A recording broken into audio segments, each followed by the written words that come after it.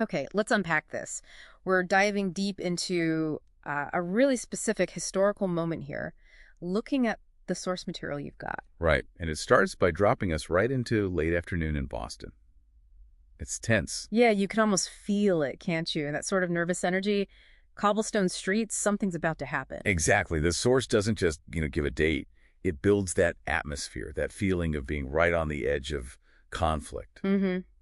And right at the center of this, as the source tells it, is Paul Revere. Yeah, and they introduce him specifically as a silversmith by trade. Which is interesting, right? It grounds him. It does. It shows his everyday life before this extraordinary night.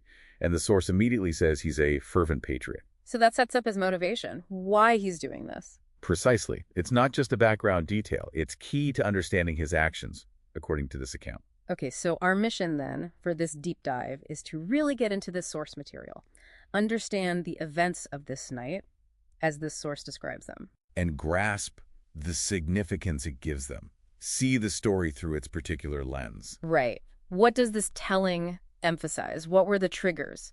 The chain of events? Exactly. How did one thing lead to another, ending up with something huge? So the source says the colonists weren't just like passively waiting. They had a plan, a signal. Yeah, specific plan.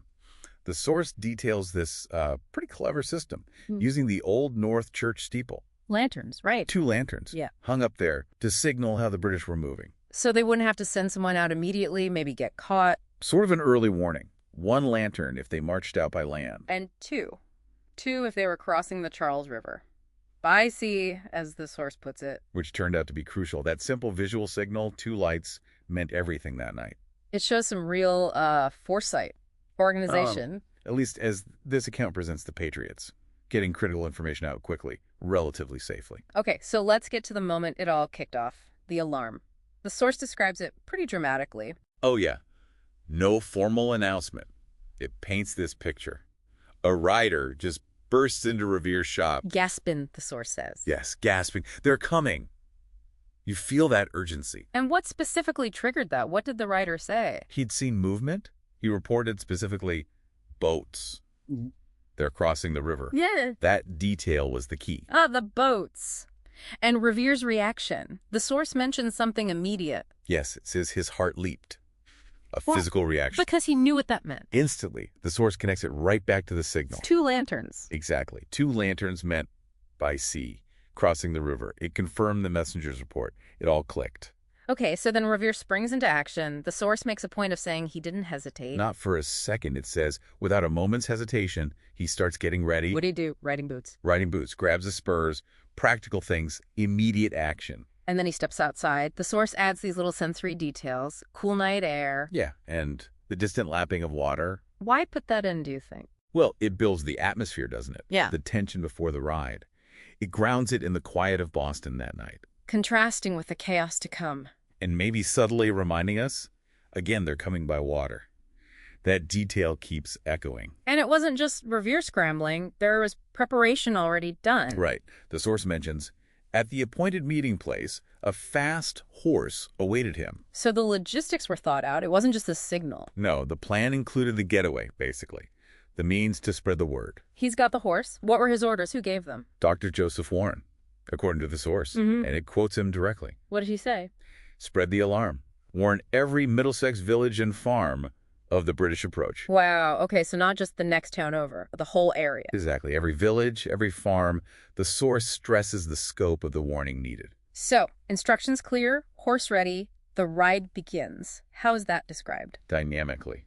Leaping onto the saddle, Revere spurred his horse into a gallop. No easing into it. No immediate, urgent action, matching the threat. And the sound. The source mentions the sound. The rhythmic clatter of hooves against the cobblestones echoed in the stillness of the night. That's a great detail. Puts you right there. Just him, the horse, the sound. Yeah, emphasizes the quiet he's breaking, the solitude before the alarm spreads. And the ride itself. Like the wind, it says. Like the wind, yeah. A lone figure. And he's not just riding, he's actively warning people. How? What was he doing? Shouting. The source says he was shouting the warning, the British are coming, the British are coming. Through sleepy towns, past dark farms. He was the alarm clock for the revolution in this telling. His voice woke the countryside. So what was the immediate impact? Did people react? The source describes it vividly.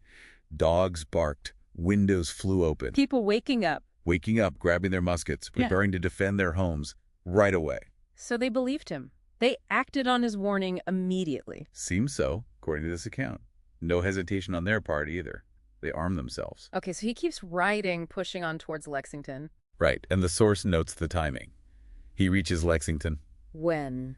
just as dawn began to paint the eastern sky. Symbolic timing. A new day, a new conflict dawning. It feels intentional in the narrative, doesn't it? Arriving at this key place just then. And who did he warn there? Specifically. Samuel Adams and John Hancock. The source singles them out. Big names. So getting the warning to them was crucial. Underlines the mission's importance, yeah. And maybe suggests who the British might have been after in Lexington. And the source connects his arrival directly to what happened next. It does. It says soon after. The first shots? The first shots of the Revolutionary War rang out on Lexington Green. The narrative draws a straight line. Revere's warning, the militia ready, then bang, conflict begins. So, in the eyes of this source, Revere's role was pivotal. Absolutely. It credits him with playing a vital part in igniting the flame of American independence. Igniting the flame. Strong words. Very. That phrase really shows the significance this particular account places on his ride. But the story doesn't end perfectly for Revere personally that night, does it? No, the source does add that detail. He was captured later by British patrols. But the message got through. That's the key point the source makes. By the time they caught him, the alarm had been sounded. The mission was achieved. His personal capture didn't stop the chain reaction. Exactly. The warning was out. And the larger result, the end point of this whole night's effort, according to the source. The countryside was awake, and the spirit of liberty had been roused. And it connects that directly back to Revere. Directly back to the courageous ride. It's presented as the direct cause of this awakening. So, thinking about this story as it's laid out in your source, why is this important for you listening? Well, it really shows, doesn't it? Through the specific way this source tells it. How one person's actions. Yeah, one person, a timely warning, a specific plan, a lot of effort can genuinely matter. Even when things feel overwhelming, maybe, one individual can spark something huge. If the conditions are right, yeah. It really highlights individual agency within these big historical moments. At least that's the perspective of this account. It's a powerful narrative structure. Definitely. Okay, so to wrap up this deep dive, let's leave you with something to think about. Something that comes straight from this chain of events we've just walked through, according to the source. Consider that sequence. A rumor turns into a signal. A specific message is delivered. One person undertakes this intense ride. People react immediately, grabbing guns. And then the first shots of a major war. So the question is, what does this particular story, this telling, suggest about how huge conflicts actually start? Maybe it's not always grand pronouncements or armies lining up. Maybe it's smaller things, specific actions, urgent warnings, rippling outwards. What do you think this narrative tells us about those mechanics?